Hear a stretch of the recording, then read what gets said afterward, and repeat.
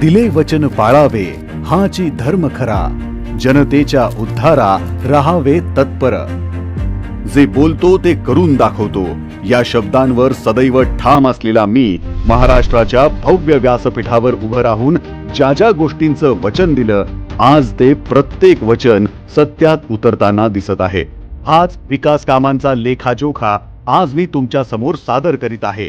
कोकणातील 12 रेल्वे स्थानकांवर पायाभूत सुविधांचा विकास, सिंधुदुर्ग ग्रीनफील्ड चिपी विमानतळाचे उद्घाटन, पुढे याच विमानतळाचे बॅरिस्टर नाथ पै विमानतळ असे नामकरण, तसेच रत्नागिरी येथे 100 विद्यार्थी क्षमतेचे शासकीय वैद्यकीय महाविद्यालय आणि 430 खाटांचे जिल्हा सामान्य रुग्णालय, ज्यासाठी 522.57 कोटी रुपये मंजूर करण्यात आले।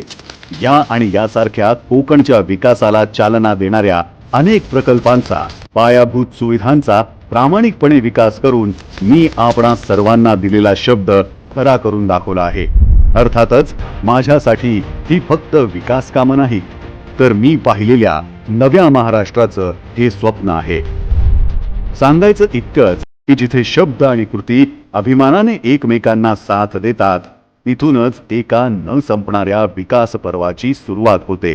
तुमचा सगळ्यांचा आशीर्वाद आमच्या पाठीशी असू द्या। तुमचा आशीर्वाद असला तर याहीपेक्षा चांगलं काम आम्ही करून दाखवू हा विश्वास व्यक्त करतो। जय हिंद, जय महाराष्ट्र।